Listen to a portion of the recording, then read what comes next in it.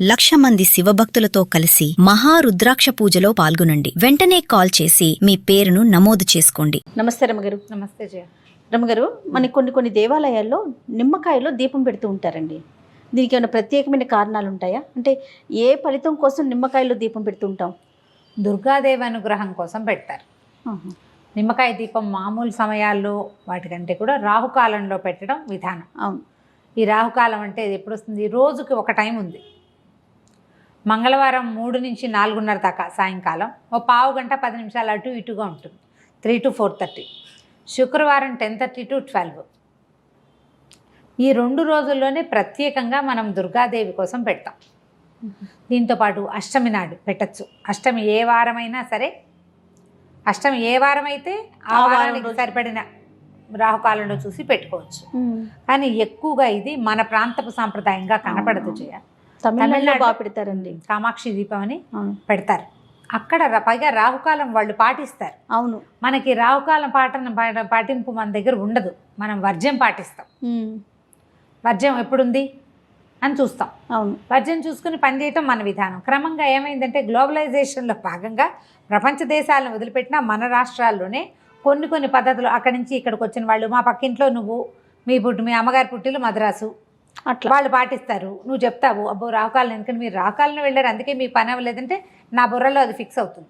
నేను మెల్లిగా రాహుకాలాన్ని పాటించడం మొదలు పెడతా.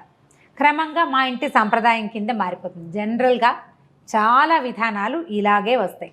వీటిలలో ఆహారపు అలవాట్లు, ఆహారపు విధానాలు, పూజలు, పండగలకి చేసేవి, కొత్త బట్టలు కట్టుకోవటాలు, ఇలాంటి వ్యవహారాలన్నీ కూడా ఏమనాలి, ఆధ్యాత్మికమైనవి, ధార్మికమైన విషయాలన్నీ కూడా ఇతరుల నుంచి మనం కాపీ చేసేవి, నేర్చుకునేవి, అలవరుచుకునేవి ఎక్కువగా ఉంటాయి.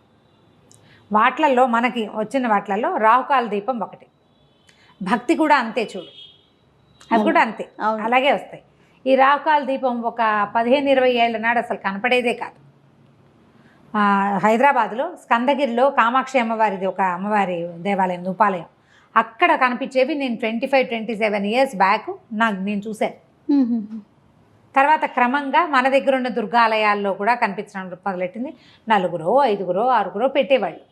ఇప్పుడు వేల సంఖ్యలో పెడుతున్నారు. భక్తి ఈ రకంగానే డెవలప్ అవుతుంది. భక్తి అంటే నమ్మిక అవి కాదు, విధానాలు కాపీ చేసుకుంటాం మనం. మంచిదేగా, మన ఇంట్లో అలవాట్లేదు అని నేను అన్నాను అనుకో, మన వైపు అలవాట్లేదు, ఏమైంది అమ్మవారికేగా, మంచిదేగా, ఊళ్ళో పెట్టడం కాదని అనలేం మనం. అవును. అది చేశాక మనకి ఏదైనా ఒక శుభమో ఒక సానుకూలమైనది ఒకటి కనపడింది అనుకో, ఇంకా మానబుద్ధి కాదు, అవును చేయాలనిపిస్తుంది. బోల్డ్ అని విధానాలు ఉన్నాయి దానికి. శుక్రవారం కానీ మంగళవారం కానీ రాహుకాలంలో అమ్మవారి సన్నిధిలో దీపం పెట్టుకోవచ్చు. ఒక్క దీపం నుంచి 9 దీపాల వరకు ఒక దీపం పెడతారు. ఒకే నిమ్మకాయ ఒక డిప్పలోనే. ఆ నిమ్మ డిప్పలు వెనక్కి తిప్పి దాంట్లో ఆవునేతి దీపాన్ని వెలిగించటం ఒక పద్ధతి. నువ్వుల నూనె వెలిగిస్తే మంచిదని మొన్న మధ్య ఎవరో చెప్పారు నాకు. సరే, మనకు ఒకటి తెలుసు, స్వధర్మ నిధనమే మంచిది, ఎందుకు వచ్చిన గోల, కొత్త ఐడియాలు తీసుకోకూడదు అనుకున్నా. కానీ నేను ఒకటి తర్వాత 3 దీపాలు పెడతారు, 5, 9 పెడతారు. 9 దేవాలయ నియమంగా చెప్తారు. 9 పెడతారు. 9 డిప్పలు. 9 డిప్పలు పెడతారా? ఓకే. ఓ 5 కాయలు కోసి, అదేలే 5ని 10 డిప్పలు తీసేసి ఒక డిప్ప పక్కన పెట్టేస్తారు. మిగతా వాటిలలో ఈ డిప్పలు వెనక్కి తిప్పిన డిప్పల్లో పెడతారు. ఒక దేవాలయంలో అయితే అసలు డిప్ప వెనక్కి తిప్పకుండా నిమ్మకాయ కట్ చేయటం, దాని మీదే ఆవునేతి దీపాన్ని ఒత్తిని ఆవునేతిలో నానబెట్టారు, అది ఎత్తి పెట్టారు. ఓకే. చాలామంది ఎట్లా చేస్తారంటే విధానాలు ఒకళ్ళనొకళ్ళు కాపీ చేస్తాం కదా. ఈ నిమ్మకాయ రసం పిండేస్తారు, దాన్ని పారబోయకుండా ఆ నిమ్మ రసంతో పులిహార చేసి నివేదన పెడతారు. అమ్మవారు ఎట్లాగూ మన పసుపచ్చన్న ఇష్టం, హరిద్రాన్నైక రసిగా అని చెప్తారు లలితలో. ఆవిడకి హరిద్రాన్నం అంటే ఇష్టం, పసుపు అన్నం అంటే పులిహోర ఇష్టం. నిమ్మకాయ పులిహోర అమ్మవారికి నివేదన, రసం పారే ఎక్కర్లేదు, అది కూడా అమ్మ సేవలోనే వినియోగింపబడుతుంది. కాబట్టి మనం ఇలా పెట్టుకోవచ్చు. రమ్మగారు, దేవాలయాల్లోనే వెలిగించాలా, ఇంట్లో కూడా పెట్టుకోవచ్చా? ఇంట్లో కూడా పెట్టుకోవచ్చు. ఆ సమయంలో పెట్టుకోవచ్చు. మనం ఎట్లా అంటే అప్పటిదాకా అభోజనంగా ఉండి, శుక్రవారం 10:30 దాకానే కదా, 10:30కి మనం ఇంట్లోనే ఓ చిన్న పీట ఏదైనా ఒక ప్రత్యేకంగా అట్టు పెట్టుకోండి. పద్ధతులే, తమిళనాడు సాంప్రదాయాలే, వాళ్ళంతా ఇట్లాగే చేస్తారు. అవును. పీట మీద చక్కగా ముగ్గేసి నిమ్మకాయలు పెట్టడానికి వీలుగా ఏర్పరచుకుని ముగ్గు మీద ఈ 9 ఇవి పెట్టుకోవటం. 9 చెప్పాక 3, 5 ఎన్నైనా పెట్టచ్చని. మనం ఏదైనా ఒకటి అలవర్చుకుంటే ఇంకా దాన్ని కంటిన్యూ చేసుకోవాలి ఓకే. ఓ పద్ధతి ప్రకారం.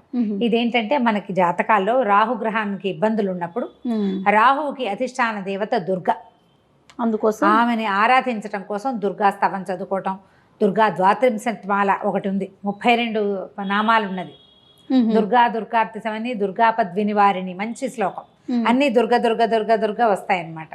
అట్లాంటివి చదువుకుని దీన్ని వెలిగించుకోవటము. తర్వాత ఈ నిమ్మకాయతోటో ఇంకో దేనితోటో ఒక పులిహార చేసి అన్న నివేదన చేయటము, దాన్ని బాగా ప్రసాదాన్ని పంచటము దాని నియమం.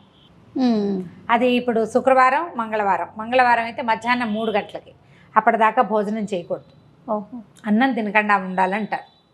3 గంటల నుంచి 4:30 దాకా. కానీ నేను చాలా చోట్ల గమనించింది ఏంటంటే మంగళవారాలు దేవాలయాల్లోనూ శుక్రవారాలు ఇంట్లోనూ పెట్టుకుంటారు. ఓహో. శుక్రవార రాహుకాల పూజ లక్ష్మీదేవికి కూడా ప్రీతికరమని ఒక చోట వింటున్నాం ఇవాళ రేపు. కానీ ఎప్పుడైనా రాహుకాల పూజ అంటే రాహు సమయంలో పెట్టుకుంటేనే జపిస్తే అది దుర్గాదేవికి చెందుతుంది. ఆ సమయంలో దుర్గని గనక పూజిస్తే అమ్మవారి దయ వల్ల రాహు గ్రహం తాలూకు మనకి అంతర్దశలలోనో విదశలలోనో ఎక్కడో చోట రాహు తాలూకు ప్రతాపం ఉన్నప్పుడు, మనకి ఇబ్బందులు ఉన్నప్పుడు అవి తొలగిపోవటం కోసం సాధారణంగా జాతకాన్ని ఫాలో అయ్యి చేస్తారు ఇట్లాంటివి. కాదు రమ్మగారు, పెళ్ళైన వారైనా పెళ్లి కాని వాళ్ళు ఎవరైనా చేయొచ్చు. ఎవరైనా పిల్లలకి జాతకం చూపిస్తారు, రాహుదోషాలు ఉన్నాయి, రాహుగ్రహంతో ఇబ్బందులు ఉన్నాయి, అలా చెప్పారనుకో ఏం చేయించమంటారు అంటే పరిహారం చెప్తారు, రాహుకాల దీపం పెట్టండి అంటే సులువు కదా. అవునవును. దుర్గాదేవికి సంబంధించిన స్తోత్రాలు కొన్ని చక్కగా చదువుకోవటం, నేర్చుకోవటం, దేవాలయానికి వెళ్ళి అక్కడ శ్రద్ధగా చేయటం, ఆ దీపాన్ని అమ్మవారికి చూపించడం. దుర్గ చక్కగా స్థిమితంగా కూర్చుని ఉంటుంది. అమీర్పేటలో ఉన్న దుర్గా అమ్మవారి దేవాలయంలో అయితే మంచి హడావిడిగా ఉంటుంది. అవును, బాగా ఫుల్ టైం. అప్పుడు ఏంటంటే మనకి దేవాలయంలో అయితే ఏంటంటే చక్కగా అర్చన చేసుకునే అవకాశం, సాంగంగా పూజించుకునే అవకాశం లభిస్తుంది. మనం ఇంట్లో అయితే ఏంటంటే మనకి చేతొచ్చిన పూజ చేస్తాం. అవును. సాంగ పూజ ఎట్లా కుదురుతుంది? దేవాలయంలో అయితే అర్చక స్వామి ఎవరో ఉంటారు, వాళ్ళు చక్కగా అన్నీ చెప్తారు, ఒకదాని వెనకాల ఒకటి ఏం చేయాలి లైన్ ప్రకారం మనకే వచ్చి చేసుకోగలిగితే అది ఏమీ రాదయ్యా. మనకి గుళ్ళోకి వెళ్ళలేం, ఇంట్లో చేసుకోవాలి. చక్కగా దండం పెట్టుకోండి, దీపారాధన ఒక మామూలు దీపారాధన చేసుకున్నాక అప్పుడు ఈ రాహుకాల దీపాన్ని వెలిగించి దుర్గాదేవికి సంబంధించిన ఏ స్తోత్రాన్నైనా మనం చదువుకోవచ్చు. చదువుకుని పళ్ళు పాలు తర్వాత ఇంట్లో ఉంటాం కాబట్టి పానకము వడపప్పు అలాంటివి నివేదన చేస్తే నిమ్మకాయ దీపం చాలా ఫలితం ఇస్తుందని, సమస్యలు రాహువు వల్ల వచ్చే సమస్యలు మనకి తొలగిపోతాయని చెప్తారు. ఇది ఒక మంచి ప్రయత్నం. ఇది అందరూ పెట్టాల్సిందే చేయాల్సిందే అని అనుకోవద్దు. మీకు ఆసక్తి ఉంటే పెట్టుకోవటం, ఆసక్తి ఉండి అవసరం ఉండి.